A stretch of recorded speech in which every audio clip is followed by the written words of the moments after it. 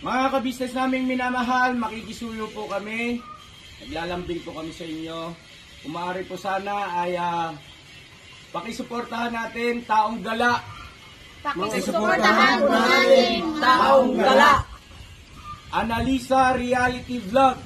Analisa Reality Vlog. Anime Reactors TV. Anime Reactors TV. Alminda Cariaga Mix Vlog. Alminda Cariaga Mix Vlog. Ma'am Fleurs Channel. Ma'am Fleurs Channel.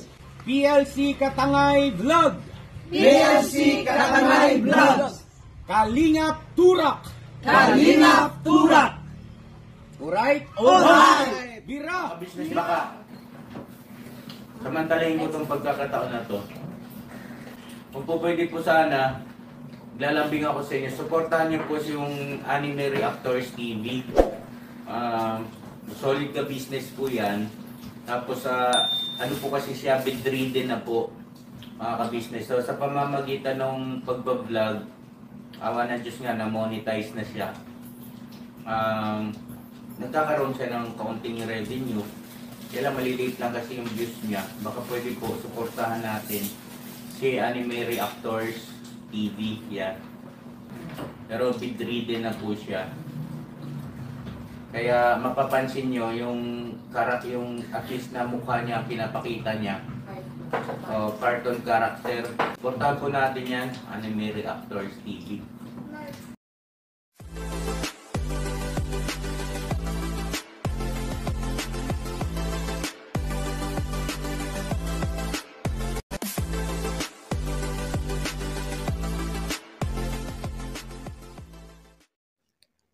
Hello guys, mapagpalang araw po sa ating lahat. Narito pong muli ang inyong lingkod, Anime Reactors TV. At sa mga hindi pa po nakaka-subscribe dyan sa aking munting channel, ay baka pwede naman pong makipindot na po na subscribe button. At makilike and share na rin po ng aking mga video. At patuloy din po natin suportahan ang Mag-amang Ka-Business Official at Papa Dins TV. At ganun din po yung kanilang second YouTube channel na Ka-Business Family, na kung saan ay ang 3M nga po ng Ka-Business Family ang nagbablog dito.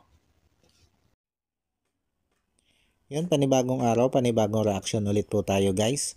At for today's video po ay gawan po natin ng reaction itong naging paggawa ng YouTube channel nito si Ate LB at ni Kuya Renji.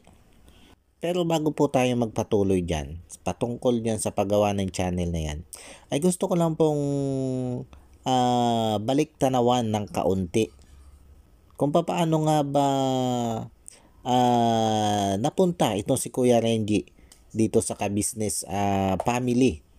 Kung matatandaan natin guys, kaya napunta itong si Kuya Renji dito kay Laka Business ay dahil sa paghingi nito ng tulong.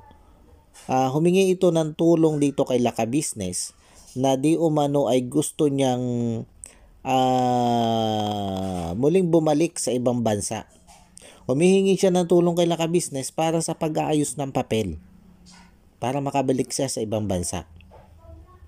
Na halos magkandaluhod siya sa paghingi ng tulong, sa pagmamakaawa dito kay Laka Business para siya'y tulungan sa pag-aayos ng kanyang mga papel para nga po siya'y muling makapangibang bansa.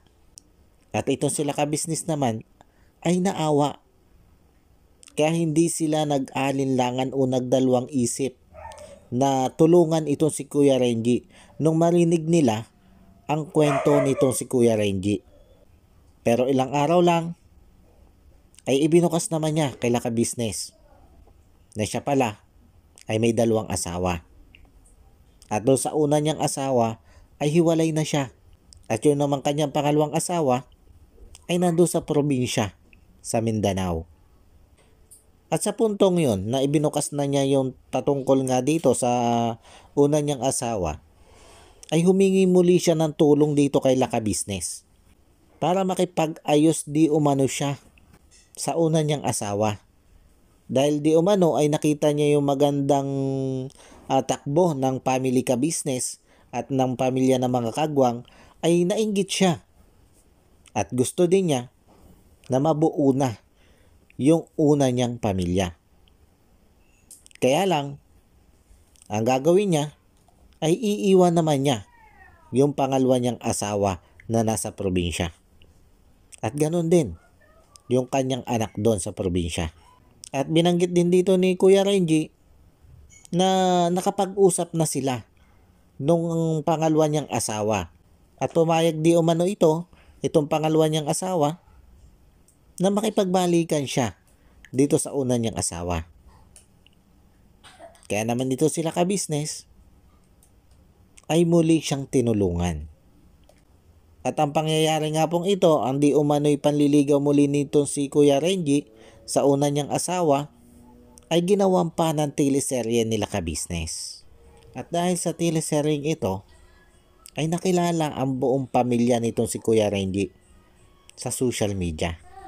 At nito nga lang po 2 weeks ago, ay napansin natin na may YouTube channel na pala itong si Kuya Renji at Ate LB. At ito po ay ginawa nila matapos po silang umalis dito sa ka-business family. O nung panahon binigyan sila ng pampuhunan nitong sila ka-business upang magsimula sa sinabi ni Ate LB na gusto niyang maging negosyo. Yun nga po ay yung online business daw o online selling. Pero after ng makaalis sila doon sa ka-business family, ay eto nga po, nakita natin na nag-create na pala itong si Ate LB ng kanyang YouTube channel nang wala man lang pagbibigay respeto kay Laka Business. Yung bang tipong hindi man lang nila naisip kung saan sila nakilala, kung sino yung tao na naging dahilan, kung paano sila nakilala sa mundo ng social media. Kung tutuusin naman guys, ay wala namang masama sa kanya ibinablog. Hindi din nila sinisiraan sila ka-business. Bagkus nagpapasalamat pa nga sila doon sa kuno'y ginawa ni ka-business sa kanila na pag-aayos o pagbubuo ng kanilang pamilya. Kumbaga, sinasabi nila doon na lubos-lubos silang nagpapasalamat dito kay Laka Business, kay La Mrs. Ka Business, at sa buong family ka business. Dahil nga po nabuo daw ang kanilang pamilya nang dahil sa mga ito. Kaya lang sa kabila nga ng pagpapasalamat nilang ito kay Laka Business, ay nandun yung katotohanan na hindi man lang nila binigyan ng respeto itong sila ka-business bago man lang sila gumawa ng kanilang YouTube channel. Kung totoo yung pagpapasalamat mong yan kay Laka Business, dapat naisip mo din yung respeto mo dapat dito kay Laka Business. Dapat kaakibat ng pagpapasalamat mo yung respeto. Dahil kaya ka nagpapasalamat ay dahil tumatanaw ka ng utang na loob. At kung tumatanaw ka ng utang na loob, ay kailangan meron kang respeto dun sa tao na pinagkakautangan mo ng loob. Pero sa ginawa niyong pag-iitsapuera kay Laka Business, dito sa paggawa niyo ng YouTube channel, ay tila yung pagpapasalamat nyo ay peke. Tila yung pagpapasalamat nyo ay pagpapalakas lang sa mga viewers. Para makuha nyo ang simpatya ng viewers. Para magmukha kayong mabait sa paningin ng viewers. Para magmukhang tumatanaw kayo ng utang na loob kay Laka Business. Pero ang napakalinaw na katotohanan dito ay sa kabila ng pagpapasalamat nyong yan, ay hindi nyo inarespeto sila ka-business. Ang gusto ko lang puntuhin dito guys, ay 2 linggo na po na nagagawa yung kanilang channel. Pero bakit hanggang sa ngayon ay hindi ipinopromote ito nila ka-business? Ang tanong, nagpaalam ba sila kay Laka Business na sila'y gagawa na ng YouTube channel? Kasi kung nagpaalam sila, ay napaka-imposible naman yata na hindi sila i-promote nito sila ka-business. O hindi i-promote nila ka-business yung kanilang YouTube channel. Pero hanggang sa ngayon, ay walang ipinopromote sila ka-business na channel nitong sila Ate LB.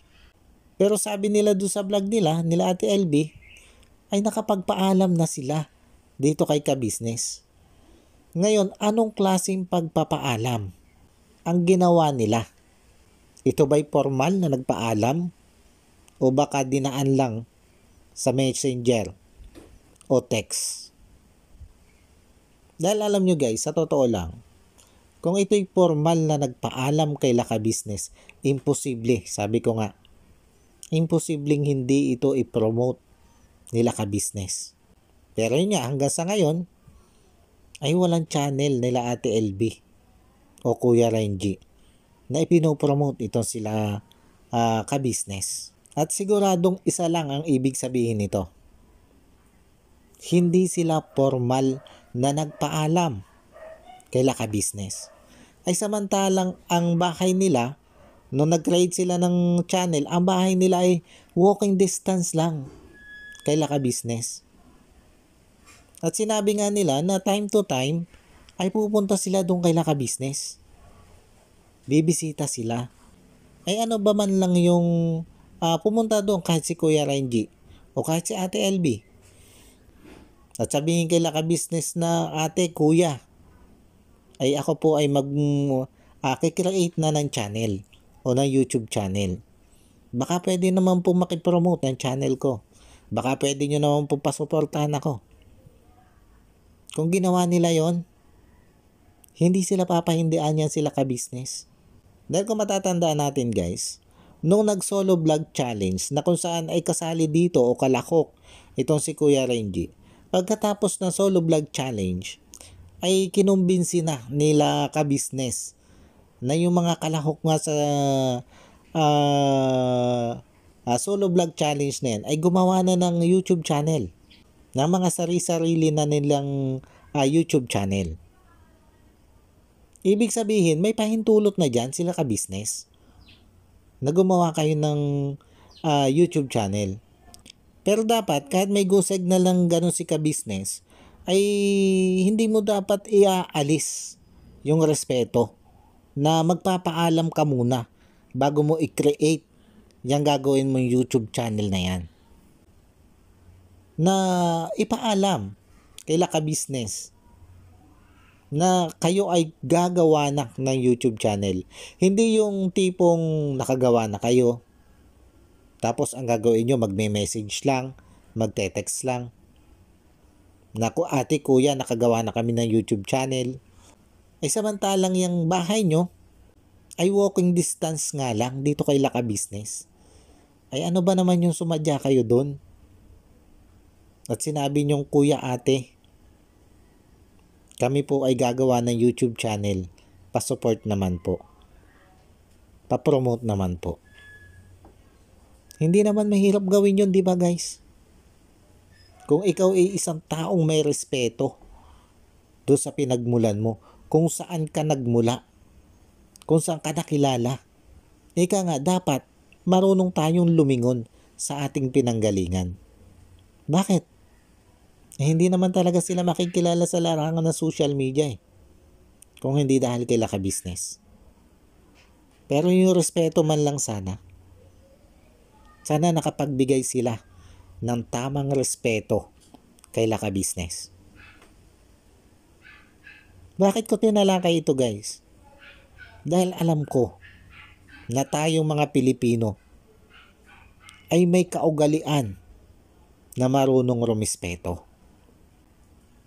Kaya lang, sa ginawa nilang ito, ay matatawag ba natin na sila nga ba ay may totoong respeto dito kay Laka Business.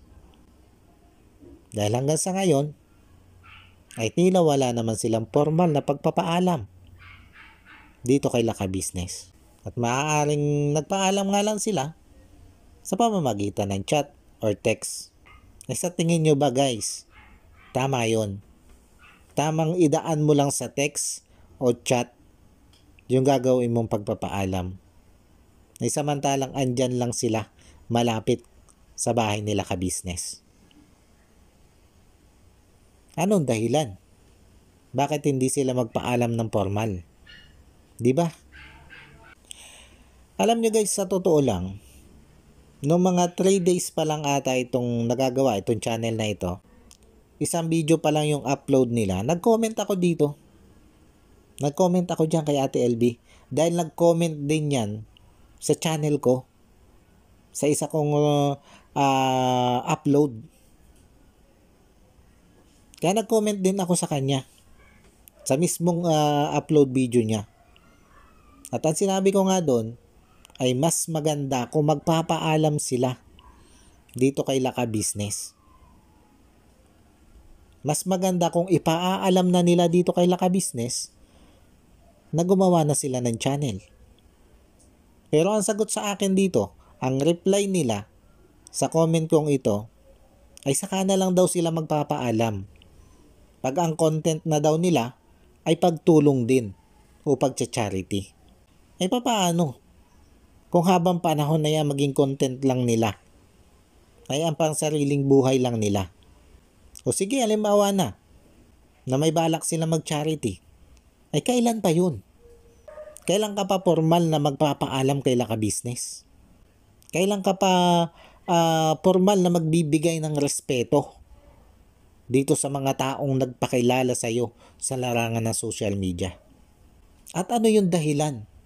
Bakit hindi ngayon pa lang ay magpaalam ka na? Bakit kailangan mong pampatagalin? Di ba?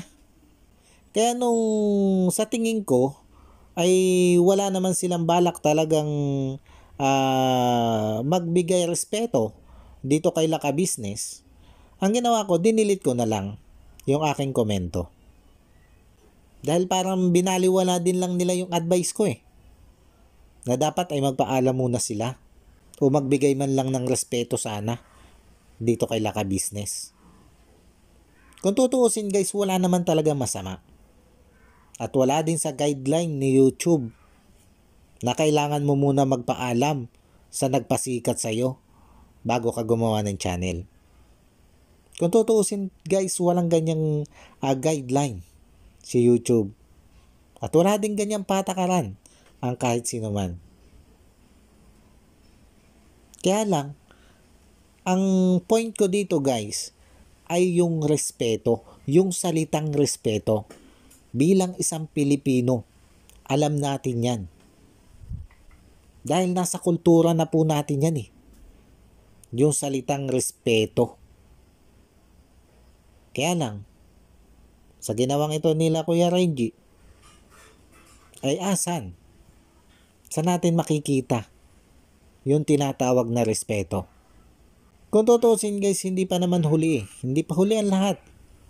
Kung talagang gugustuhin nila na magbigay ng respeto dito kay Laka Business, sa family ka business, kahit kay Laka Business na lang at kay Mrs. ka business, pumunta sila doon. At sabihin nila na, oh kuya, ate, pasensya na po.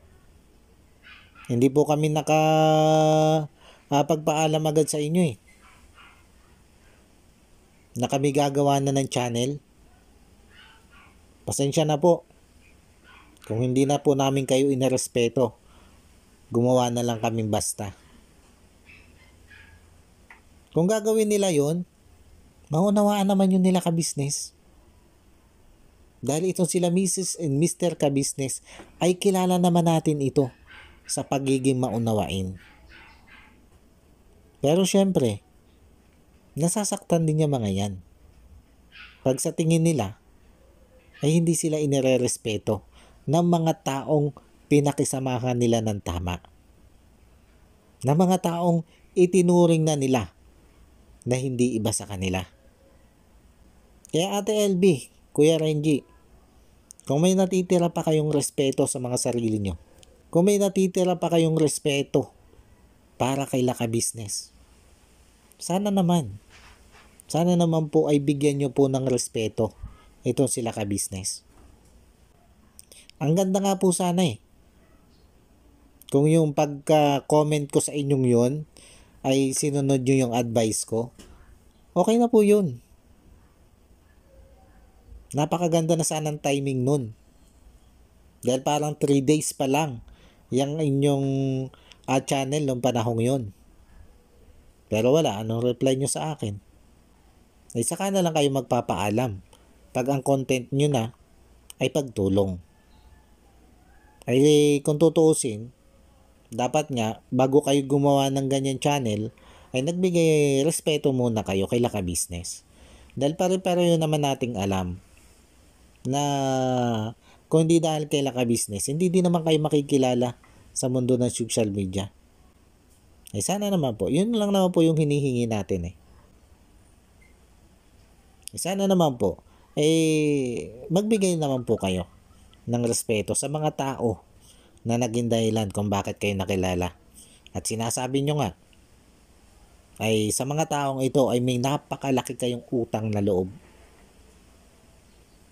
Sana naman po, yung utang na loob na yon na sinasabi nyo, ay panindigan nyo. Paltan nyo. Suklian nyo. Ng kahit respeto man lang. Yun lang. Paano guys, hanggang dito na lang muna po itong aking reaction video na ito. At sana po ay naunawaan nyo po yung aking pinupunto dito. At sana po ay wag nyo po itong bigyan ng maling interpretasyon. Dahil para sa akin po, ay gusto ko lang sana na ito si Ate LB at si Kuya Renji ay magkaroon naman sana ng respeto kay Laka Business. Yun lang po yung pinupunto ko dito.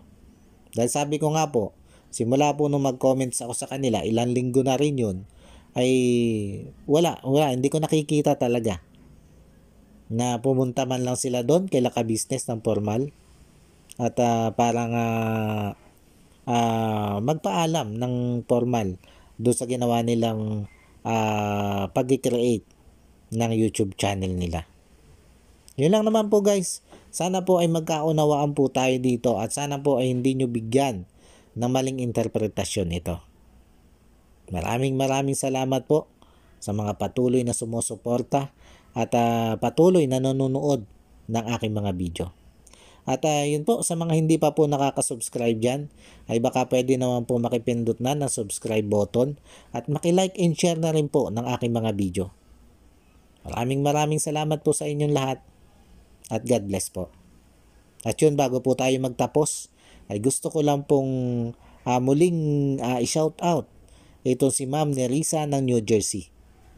Ma'am, shout out po sa inyo at maraming salamat din po sa patuloy nyo pong pagsuporta at panonood sa aking mga ini-upload na video. At maraming salamat din po sa mga blessing na ipinaabot nyo po sa akin. God bless po sa inyo, ma'am. At ingat po kayo lagi dyan. Anime Reactors, shoutout po. Suportahan natin yan si Anime Reactors TV. Yan, pakisupport po natin. Siya po ay isang bedridden na mga ka-business. Check nyo po yung kanyang YouTube channel, Anime Reactors TV. Siya po siyang bedridden na, ayan, kahit paano nakakagawa-gawa siya ng mga reaction video patungkol sa ka-business official. Suportahan po natin para kahit paano magkaroon siya ng revenue, may magamit siya sa pambili-bili man lang ng gamot. Ano po mga ka-business.